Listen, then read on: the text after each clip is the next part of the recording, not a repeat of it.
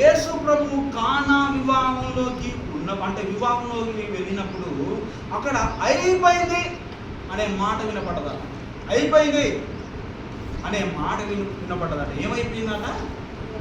ఏమంటే చెప్పాలా? ద్రాక్షారసం అయిపోయింది.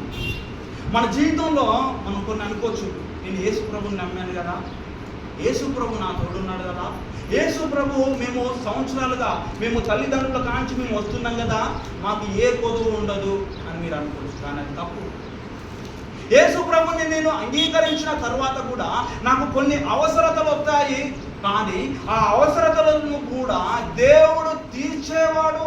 అయిపోయింది నా జీవితం, ఇంకా అయిపోయింది అని నువ్వు అనుకోదట. నా ప్రియమైన సోదరి సోదరుడా, దేవుడు తీర్చగలిగేవాడు ఉన్నాడని మనము ఓపికతో సహనముతో మనం ఉండాలి. రెండవది ఏంటో తెలుసా? రెండవది ఏంటంటే ఓపికతో ఎదురు చూడాలట. ఓపికతో మనము నేర్చుకోవాలి. ఆ విధంగా ఉంటేనే దేవుడు కుటుంబాన్ని ఆశీర్వదిస్తాడట. అక్కడ అయిపోయిందట, ద్రాక్షరసం అయిపోయిందట. అమ్మా ఇక మరియమ్మతో అంటున్నటువంటి మాట ఏమన్నారంటే, మరియమ్మ ఇక్కడ ద్రాక్షరసం అయిపోయింది కదా, అద్భుతాలు చేసేవాడు అంటే అనేక ఆశ్చర్య కార్యాలు చేసేవాడు మీ కొడుకు ఇక్కడ ఉన్నాడు కదా, నువ్వు చెప్పమ్మా, నువ్వు వెళ్ళిపోయి చెప్పమ్మా అన్నప్పుడు మరియమ్మ ఆ మాటలు విని యేసు ప్రభు దగ్గరికి వచ్చినప్పుడు యేసు ప్రభు వారు అన్నటువంటి మాట ఏమిటో తెలుసా? అమ్మా నువ్వు ఎందుకు వచ్చావు, నాతో నీకేం పని? రెండోది ఏమన్నా తెలుసా? నా సమయం ఇంకా రాలేదు, నా సమయం ఇంకా రాలేదమ్మా, నువ్వు ఎందుకు వచ్చావు అని అన్నాడు. ఎందుకు ఆ మాట అన్నాడు మనం చూద్దాం. నా ప్రియమైన సోదరి సోదరుడు, ప్రతి ఒక్కరి జీవితంలో మేలు చేయడానికి, ప్రతి ఒక్కరి జీవితంలో ప్రతి ఒక్క కుటుంబంలో మేలు చేయడానికి దేవుడు ఒకానొక సమయం అనేది ఉంచాడట.